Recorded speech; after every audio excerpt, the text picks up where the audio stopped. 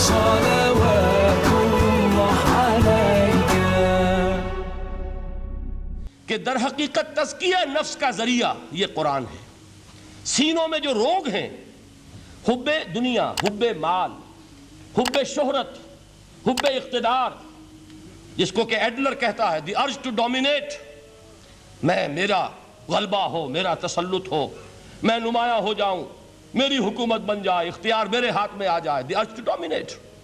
یہ ساری ارجز ہیں ہماری در حقیقت جس سے فساد رونما ہے. یہ حب مال ہے جس کی وجہ سے ہمارے اندر تنافس ہے. الہاکم التکاثر حتی زرتم المقابر. یہ کثرت اور بہتات کی طلب تمہیں غافل کیے رکھتی ہے یہاں تک کہ قبروں تک جا پہنچتے ہو.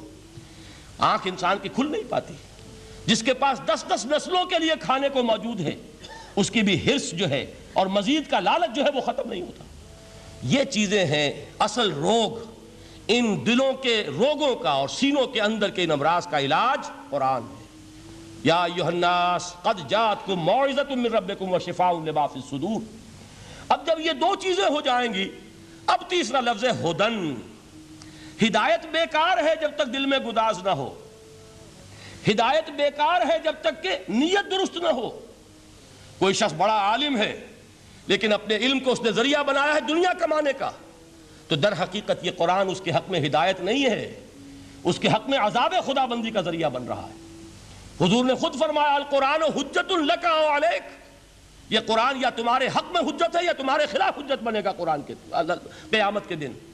اس لیے کہ ایک شخص اس کو دنیا کمانے کا ذریعہ بنا رہا ہے، ایک شخص اس کو شہرت کے حصول کا ذریعہ بنا رہا ہے، ایک شخص علم کو ذریعہ بنا رہا ہے دنیا میں نمایاں ہونے کا، اپنی تعریف کا. حضور نے فرمایا کہ قیامت کے دن سب سے پہلے 3 افراد کا معاملہ پیش ہوگا عدالت خداوندی میں. ایک وہ جو بڑا عالم سمجھا جاتا تھا، اس سے بڑا علم پھیلا.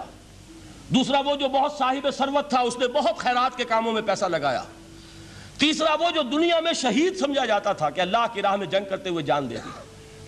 اللہ ان تینوں سے جو اس کو نعمتیں دی تھی ان کا ذکر کر کے پوچھے گا کہ میں نے تمہیں یہ دیا، تمہیں یہ دیا، تمہیں یہ دیا، تم کیا کر کے لائے؟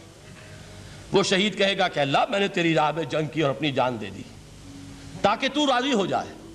اللہ فرمائے گا کذبتا، تو نے جھوٹ بولا. انک قد قاتلت لان یقال جریء. تو نے تو یہ جنگ اس لیے کی تھی کہ کہا جائے کہ بڑا جری ہے، بڑا بہادر ہے. یہ لوگوں سے بہادری کے تمغے لینا تمہارا مقصود تھا. وقد قیل، وہ کہا جا چکا ہے، اب یہاں تمہارے لیے کچھ نہیں. اور فرشتوں کو حکم ہوگا اور وہ اوندے منہ اس کو گھسیٹتے ہوئے جہنم میں جھونک دیں گے. دنیا میں شہید سمجھا جا رہا ہے، آخرت میں جہنمی ہے. یہی حال اس عالم کا ہوگا، یہی حال اس دولت مند کا ہوگا. تم نے یہ علم پھیلایا تھا کہ تمہارے علم کا چرچا ہو جائے، تمہاری شہرت ہو جائے، لوگ تمہاری دست بوسی کرنے لگیں، لوگ تم سے جھک کر ملیں. وہ دنیا میں ہو گیا، تمہارا مطلوب مل چکا، تمہارا مقصود حاصل ہو چکا، اب یہاں کچھ نہیں. تو جان لیجئے کہ جب تک دلوں کے روگ درست نہ ہوں، علم بیکار ہے، ہدایت قطعاً غیر مفید ہے. پہلے دلوں کا کرسٹ اترے، اس کی سختی دور ہو، یہ ہے موعظہ. دلوں کے اندر سے حب جاہ، حب دنیا، حب مال نکلے، یہ ہے تزکیہ. شفاء لما فی الصدور. اب ہدایت خداوندی، اب راستہ آپ دیکھیں گے اور اس راستے پر چلیں گے. یہ ہدایت جو ہے دنیا میں، یہی آخرت میں رحمت کی شکل میں ظاہر ہوگی.